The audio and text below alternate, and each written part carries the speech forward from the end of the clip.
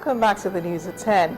Elected federal legislators have been given the challenge to address the immediate needs of their constituencies. The call is coming from Nigerians who say they anticipate nothing short of performance from the legislators, with security, employment, infrastructure topping the list. Our community report tonight looks at the issues that constituencies expect their elected representatives to address.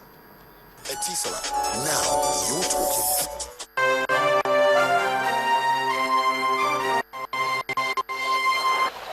In the famous work of fiction, Lord of the Flies, the author, William Golding, represents the symbol of authority through a seashell which was known as the conch. Whoever possessed this could influence the way affairs were run. The tragedy of the novel, however, turned out to be corruption, acts of violence to obtain supremacy, and ignoring the primary needs of the community. Relating the book to the situation in Nigeria, where democracy is finding its feet, one can understand how poor decisions by leaders can affect the society. There are examples to make cases from.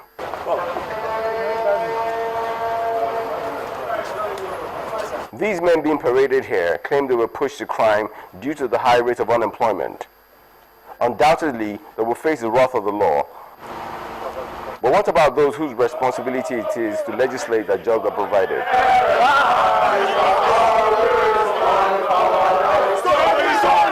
Erosion occurs when rain and wind wash and blow away the earth's topsoil, making it impossible for trees and plants to grow. This is the major problem where thousands of people have been displaced in parts of the country. It can be remedied by stiff environmental legislation. But what does that mean to those vying for political positions? This scene of women and children fleeing from last year's communal crisis in Nasarawa State has been a regular occurrence in parts of the country, where insurgent attacks have left scores dead, with many now living as internally displaced people in the land of their birth. We hear the gun, and when you hear the gun, if you stay when the gun can shoot you, what are you going to expect to do? And we hear the gun and we are starting running. We don't know what is happening. That is why we are running. The irony is how those making laws are far from harm's way.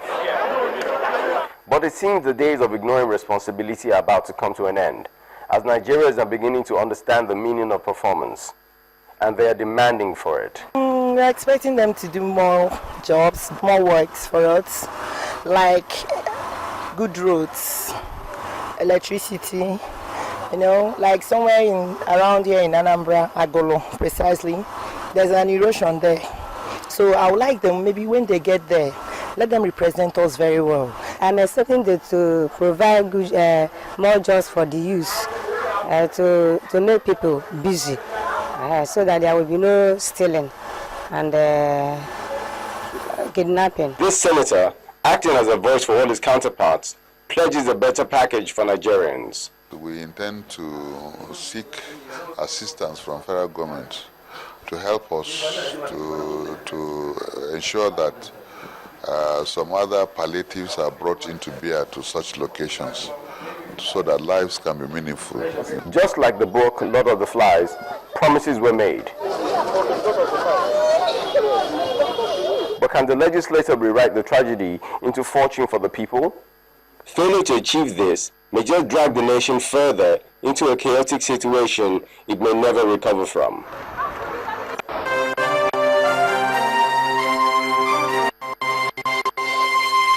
Etisola, now you're talking.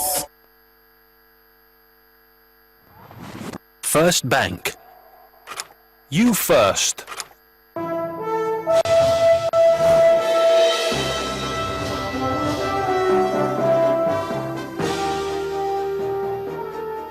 Hello, welcome to Business News.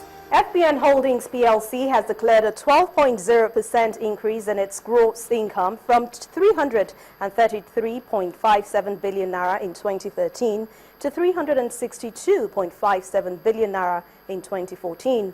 In a statement to Nigerian Stock Exchange, the holding company stated that its 2014 profit before tax rose 1.7% to 92.88 billion naira from the previous year. For the same period under review, profit for the year grew by 17.3% to 82.83 billion naira, while earnings per share rose from 2 naira 16 kobo in 2013 to 2 naira 55 kobo in 2014. Net assets jumped by 10.8% to 522.89 billion naira.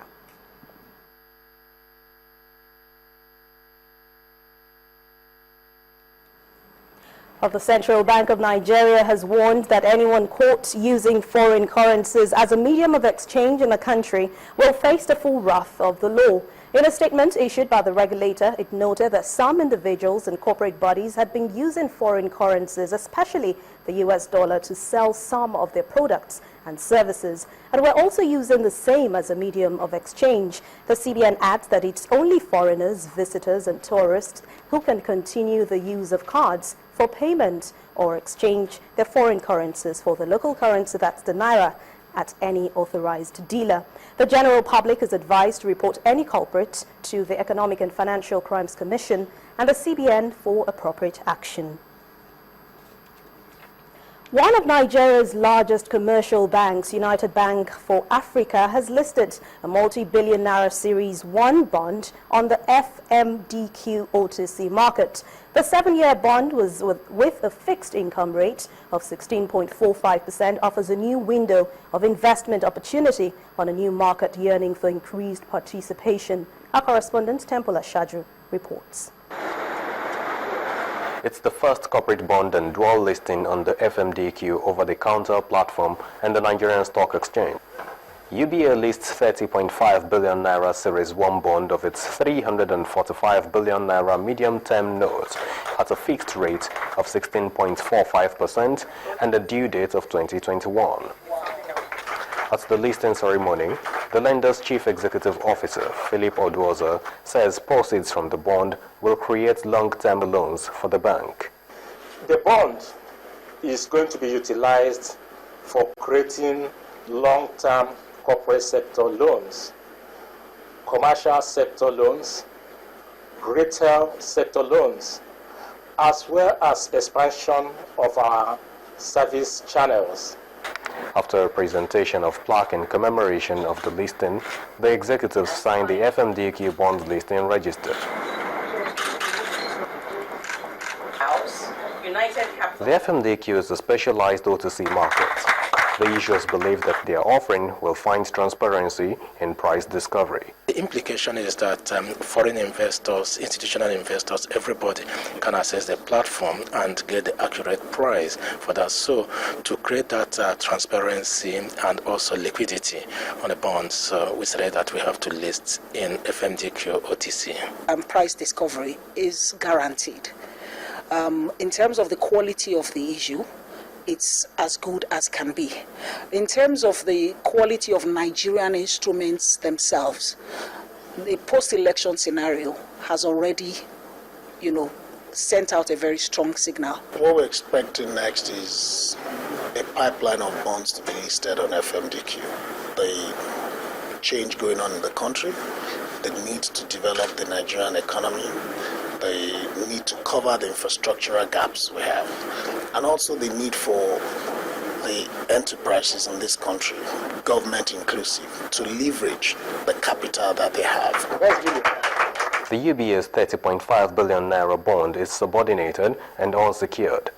It's due for final liquidation in 6 years' time. The debt instrument promises silver lining for investors. Temple Ashaju, Channels Business News. Well, midweek transaction at the Nigerian Stock Exchange ended bearish. Bolaji Akinwale reports. Welcome to the Stock Market Report. Midweek transaction at the equities market ended in the negative territory for the second day in a row. The benchmark index dropped 2.19% to close at 34,175.24 points. Market heavyweight Nestle led on the gainers table with 20 naira 3 kobo. It was followed far behind by AG Leventis and Nascom with 12 kobo and 10 kobo each. On the decliners table, Seplat, just like Nestle, led with 20 naira 3 kobo, followed by Mobil and Nigeria Brewers. all dropped by 5% each. Meanwhile, on the volume chart, Transcorp topped with 133.4 million shares, coming ahead of Standard Insurance and FBN Holding. At the end of the session, over 704 million shares were traded at the value of 4.6 billion naira in 6,742 deals. And that's it on the stock market reports. I am Bolaji Akinwale.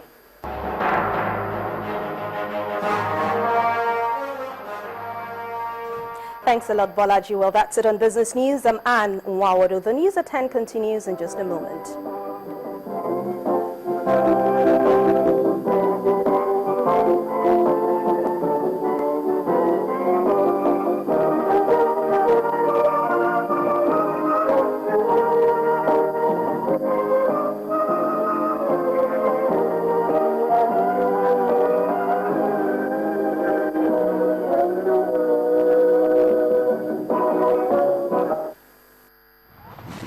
First Bank. You first. Next on the News at 10, Nigeria's Super Eagles drawn in the same group with 7-time champions, the Pharaohs of Egypt, for the 2017 African Cup of Nations qualifiers. We have more in sports news. Please stay with us.